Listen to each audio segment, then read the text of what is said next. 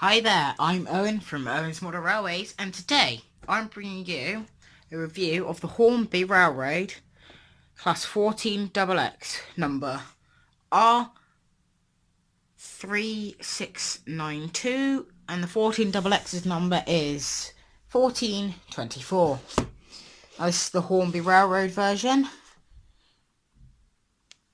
So therefore it's going to be the slightly lower detail version of it, but nevertheless it should be a good review. So I'll just get it out of the box and then I'll be back. So it's out of the box, and now I've just got to remove it from the block of ice that it is shipped in to keep it safe. So take that off there, take this sheet of plastic off. Now, I think the RRP of this is around the £50 mark, which I don't think is too bad value. Just grab a piece of track to place this on. That's missing a rail. Don't question me. Okay, and there's a piece of track to place it on to have a look at it. So, this is the Hornby Railroad 14XX. They were... Right, so let's have a look. Do we have any information in the box? So, in the box we have just an instruction manual on the Collett class 14XX. It's an 040T steam locomotive, as you can see on the thing there. This is DCC ready, so if you wanted to, you could put a chip in it, and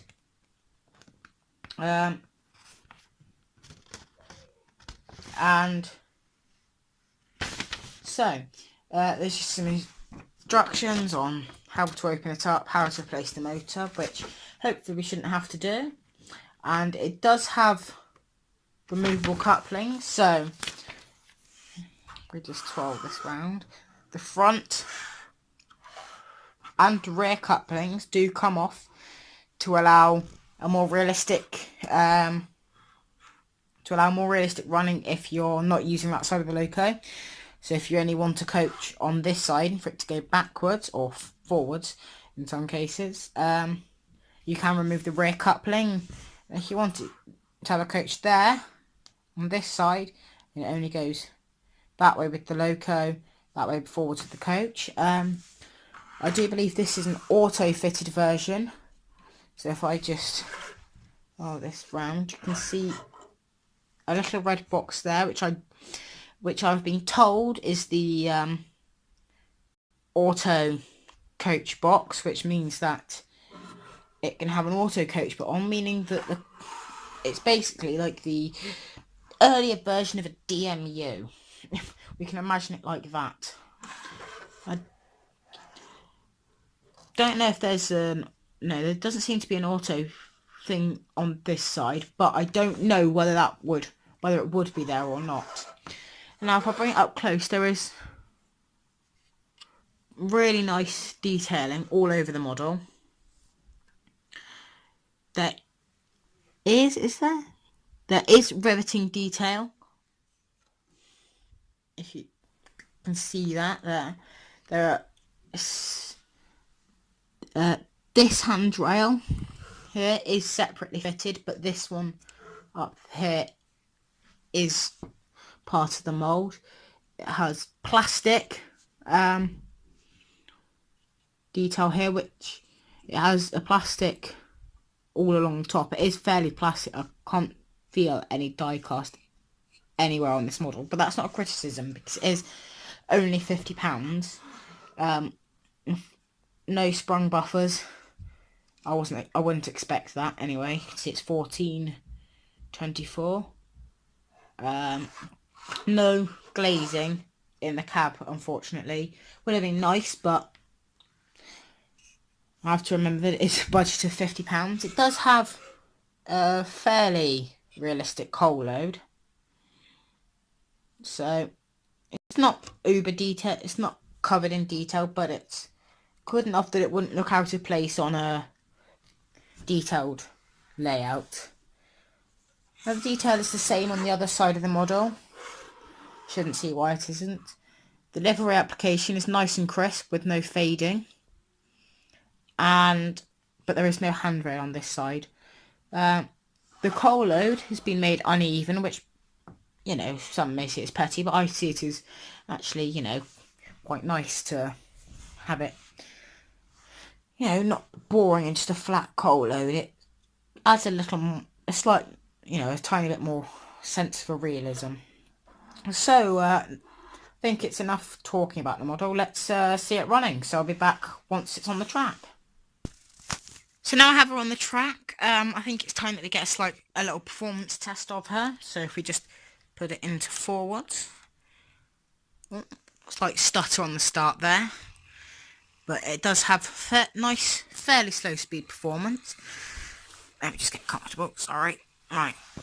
So it has a fairly nice, slow speed performance. Now if we stop it and bring it back. Sorry for the shaky camera right now. I'm now holding camera. Just bring it back. Ever so nice. Ever so nice. If possible, I should have a couple of shots of it running at the West Somerset Railway. This model in particular, running at the West Somerset Railway. Do you want to focus? There we go.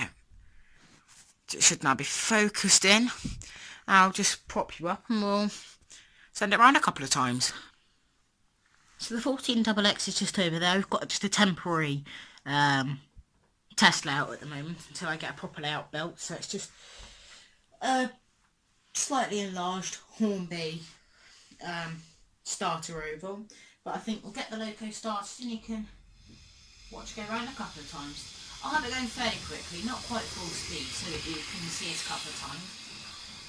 Well, you can probably hear her running now, so let you have a quick listen a second. She isn't exactly the quietest loco, but I think this is excusable considering it is a £50 model. I'm just going to move a couple of these bits off to the side, out of your way, so you get an undisturbed view. Fairly undisturbed anyway. So, we have it just running around a couple of times now. And, yeah, I just think I'll give you 30 seconds or so watching it go round, and then I'll give you my end opinion.